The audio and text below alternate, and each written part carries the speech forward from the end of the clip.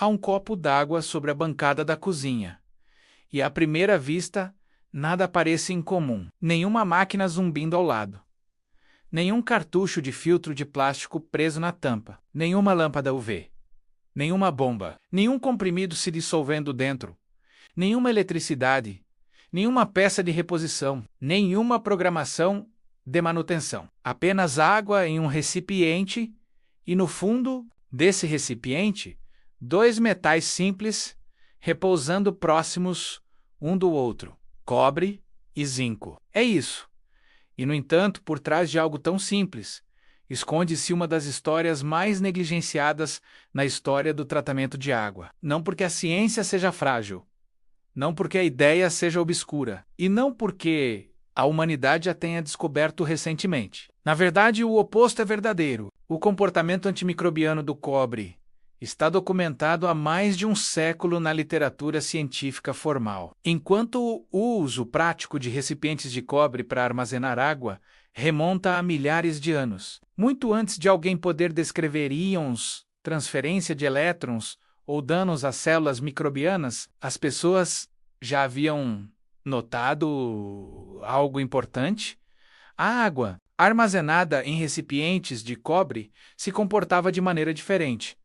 Permaneceu seguro por mais tempo. Essa observação sobreviveu às antigas tradições médicas, aos primórdios da ciência laboratorial e à microbiologia moderna. E quando se analisa de perto o que o cobre realmente faz aos micro-organismos, a ideia deixa de soar como folclore e passa a soar exatamente como o que é: um fenômeno físico, real, com consequências biológicas reais. O cobre possui o que os cientistas chamam de efeito oligodinâmico. Em termos simples, isso significa que certos metais podem exercer uma poderosa ação antimicrobiana, mesmo em quantidades muito pequenas. Os íons de cobre liberados na água ou em uma superfície úmida interagem com as células microbianas de maneiras profundamente destrutivas. Eles danificam as membranas, interferem nas proteínas, geram estresse oxidativo e interrompem processos celulares essenciais. Em condições adequadas, isso pode levar à morte de bactérias que, de outra forma, sobreviveriam e se multiplicariam na água armazenada. E essa é a primeira coisa que vale a pena entender claramente. Isso não é mágica nem mitologia. Não é uma teoria de vibração. Não é um slogan de bem-estar. É uma história sobre materiais e microbiologia.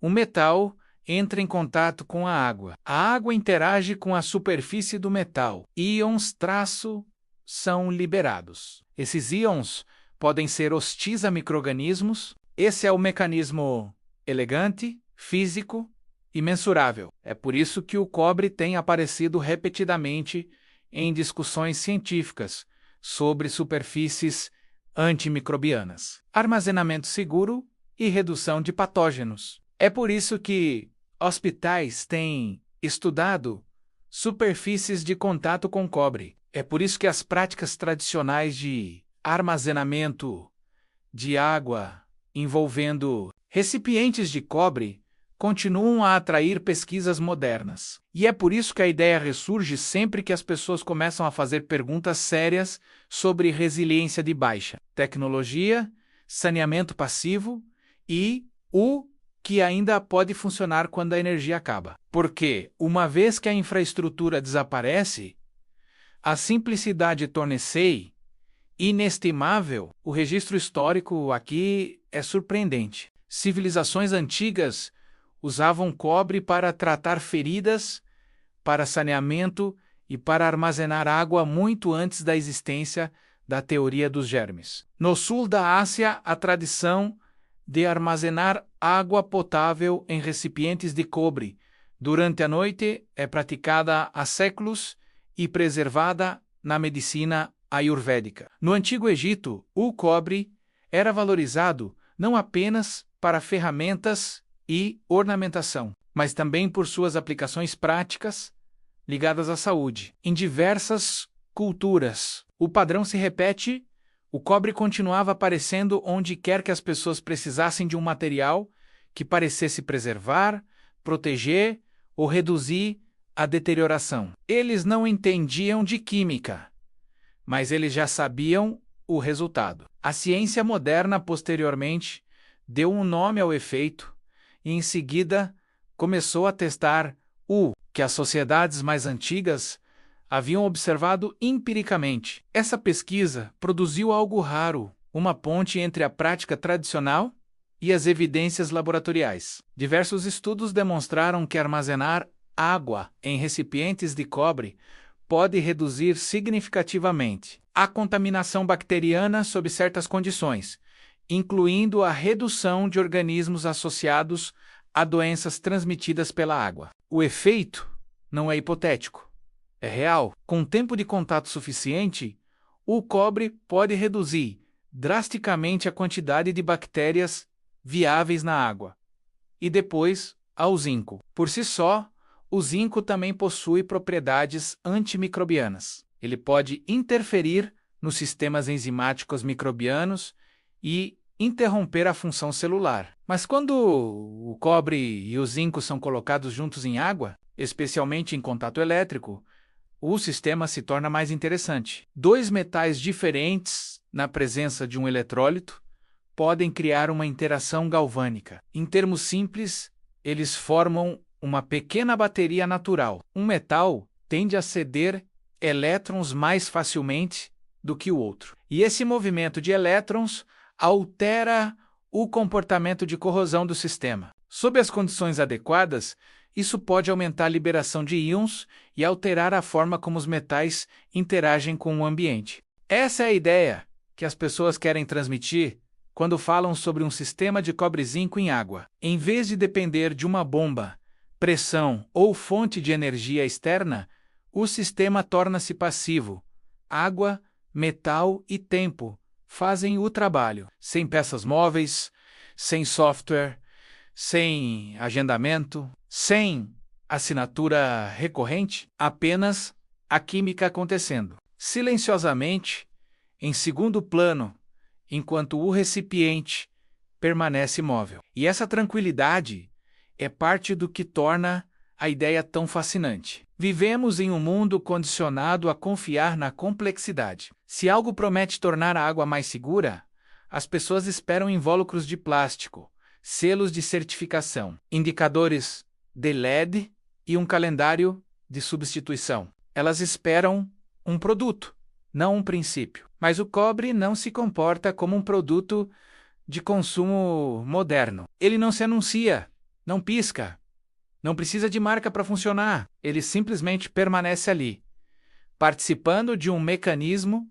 que a microbiologia vem documentando há gerações. Dito isso, é aqui que a honestidade importa, porque a verdade já é poderosa o suficiente por si só. E no momento em que alguém a exagera, toda a conversa perde força. Cobre e zinco não são um substituto universal para todos os tipos de tratamento de água. Eles não funcionam como um filtro de sedimentos. Não filtram sujeira, lodo ou partículas visíveis. Não removem escoamento agrícola, resíduos de pesticidas, solventes industriais, PFAs, flúor, sal ou metais pesados, dissolvidos na água. Não transformam magicamente a água poluída de enchentes em água potável, segura, em 1 hora, e não deveriam ser descritos dessa forma. O que eles podem fazer,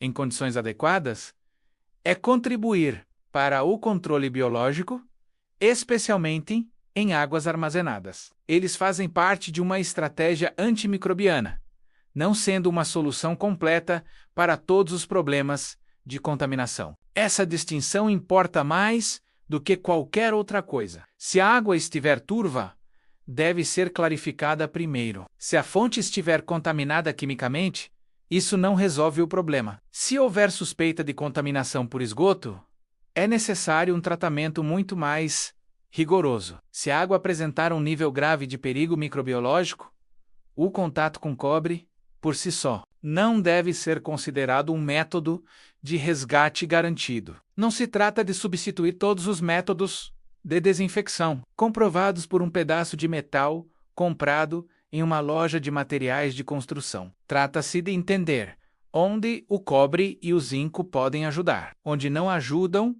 e por que essa diferença pode ser importante em uma situação real. Utilizada corretamente, esta ferramenta torna-se um recurso de apoio de baixa tecnologia. Usada de forma descuidada, torna-se mera ilusão. Então, como seria uma configuração prática na prática? Em sua forma mais simples, o conceito é direto. Um recipiente contém água. Cobre limpo é colocado dentro. O zinco é colocado próximo, geralmente em contato direto ou em proximidade. Os metais são deixados na água por horas menos, normalmente durante a noite, para permitir tempo de contato suficiente. A área de superfície é importante. Mais metal exposto significa maior interação. Superfícies limpas também são importantes, pois oxidação excessiva, graxa ou contaminação podem reduzir a eficácia. Mas mesmo aqui, a qualidade importa. Nem todo pedaço de metal aleatório deve ser colocado na água potável. Esse é um erro comum quando se transforma um princípio científico em um atalho da internet. Cobre destinado ao contato seguro é uma coisa. Sucata de encanamento, desconhecida, metal revestido, ligas mistas ou ferragens galvanizadas de composição incerta são outra. Se alguém pretende experimentar um método de armazenamento à base de cobre, os materiais devem ser apropriados, limpos e escolhidos com cuidado. Manuseio seguro para contato com alimentos é importante. Pureza do material é importante. Bom senso é importante. Uma versão sensata do método é muito menos drástica do que a versão viral.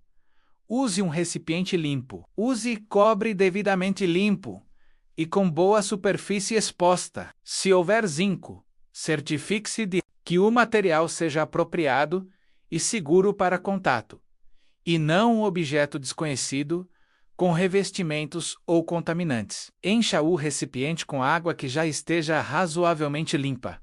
Cubra o deixo em repouso por tempo suficiente para um contato prolongado. Depois, use-o como água armazenada, não como prova de que todos os problemas de tratamento de água foram resolvidos para sempre. O que torna isto extraordinário não é o facto de fazer tudo. O que a torna extraordinária é que ela faz alguma coisa a menos e o faz passivamente, sem ruído, sem energia, sem peças descartáveis, sem dependência emergencial de uma cadeia de suprimentos frágil. Para quem pensa seriamente em resiliência, isso muda completamente a percepção sobre segurança da água. Em uma crise, soluções perfeitas são raras. Muitas vezes, o que mais importa é a abordagem em camadas.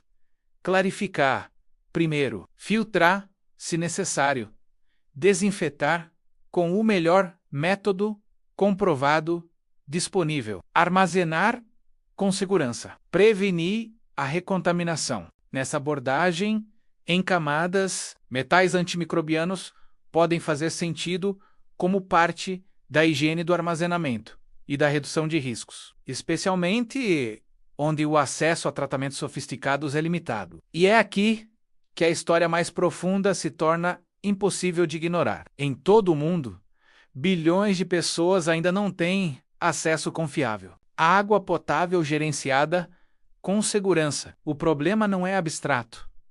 É cotidiano. É local.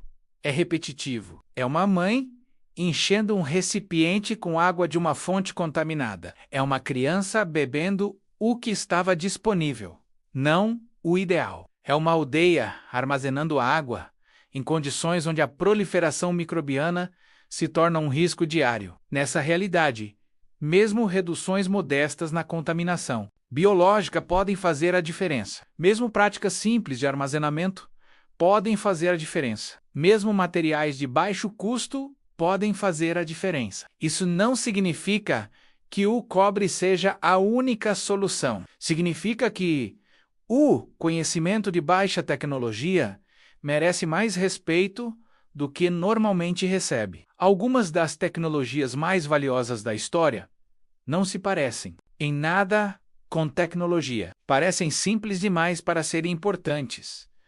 Um vaso de barro, uma rede trançada, um recipiente de cobre, uma camada de areia, uma tampa que impede que os dedos entrem em contato com a água armazenada. Essas coisas não impressionam a linguagem de marketing moderna, mas continuam reaparecendo sempre que os humanos são forçados a resolver problemas sem luxo, sem redundância e sem tolerância a falhas. O tratamento de água é uma dessas áreas em que a humildade já deveria ter sido demonstrada há muito tempo, porque os sistemas modernos são poderosos, mas também interdependentes. Dependem de redes elétricas, tubulações, produtos químicos, produção, logística, cronogramas de substituição, controle de qualidade e continuidade institucional. Quando tudo isso funciona, o resultado é incrível. Mas quando qualquer parte falha, a velha questão retorna imediatamente. O que ainda funciona quando o sistema falha? O cobre continua sendo uma das respostas mais convincentes para essa questão. Não como um milagre, não como um segredo fruto de conspiração e não como um substituto fantasioso para todos. Os tratamentos modernos menos, mas como um material antimicrobiano, comprovado, com um longo histórico de uso prático e um sólido respaldo científico. E talvez seja essa parte que permanece. Não é indignação, nem alarde, apenas o peso estranho de um fato simples. Uma pessoa pode gastar centenas em dispositivos de filtragem, cartuchos, acessórios de emergência e sistemas de backup, e ainda assim ignorar a possibilidade de que uma das ferramentas passivas mais úteis de toda a história esteve bem à vista o tempo todo, não escondida, não mística, apenas fora de moda, antiga demais para parecer inovadora, barata demais para parecer sofisticada, simples demais para parecer importante.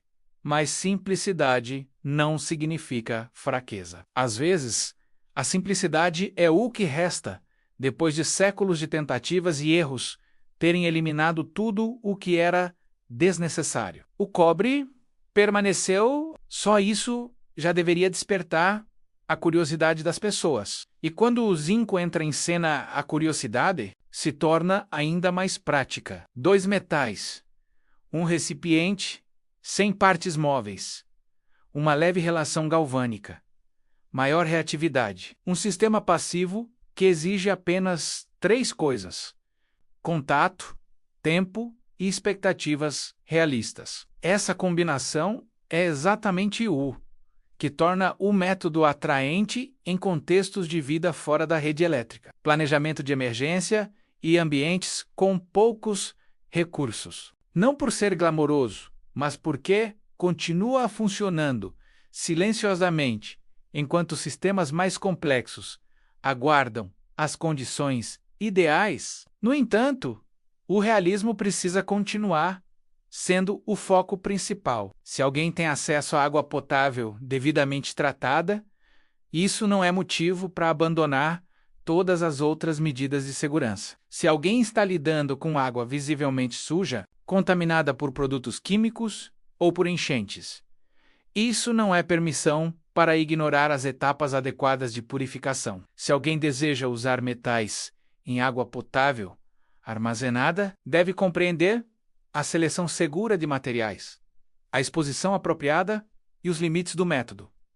A questão não é a imprudência, a questão é o conhecimento, entender a contribuição que essa abordagem pode oferecer e quais são seus limites, porque essas limitações não tornam o método menos fascinante. Eles tornam isso crível, e a credibilidade é o que dá à história sua verdadeira força. O cobre não precisa de mitos para impressionar. Não precisa de grandes promessas sobre substituir toda a infraestrutura. Não precisa de uma guerra contra a ciência moderna. Na verdade, a ciência moderna é justamente o que ajuda a explicar por que a prática antiga funcionava em primeiro lugar. É isso que torna o assunto tão fascinante. A observação ancestral e o mecanismo moderno se encontram no mesmo ponto. Uma notou o resultado, o outro descreveu o processo. Juntos, eles contam uma história difícil de esquecer. Um recipiente com água permanece em silêncio durante a noite. Nada de mecânico acontece.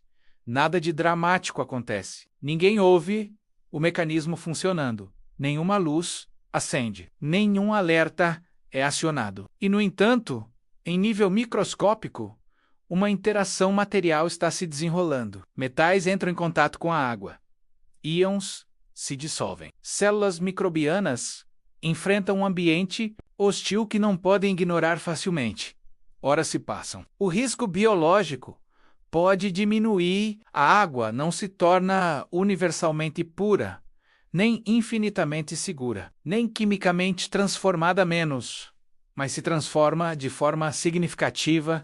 Isso não é fantasia. Isso já é suficiente para merecer atenção. E talvez a parte mais notável seja como isso reformula a maneira como as pessoas pensam sobre o próprio conhecimento. Estamos acostumados a presumir que a resposta mais recente deve ser sempre a melhor. Mas às vezes, a pergunta mais útil é outra que resposta antiga a vida moderna deixou de notar. Porque era simples demais para ser monetizada, discreta demais para ser anunciada e comum demais para ser apresentada como inovação? Cobre e zinco depositados no fundo de um recipiente de água podem nunca parecer revolucionários, mas no contexto certo, definitivamente são.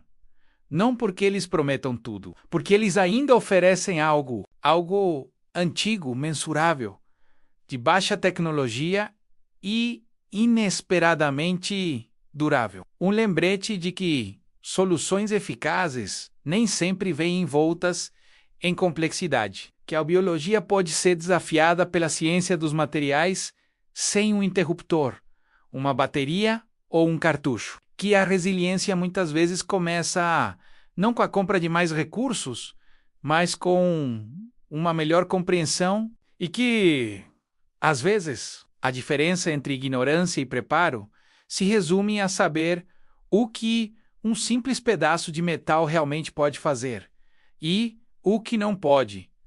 Essa é a versão honesta da história. E a versão honesta é mais do que suficiente.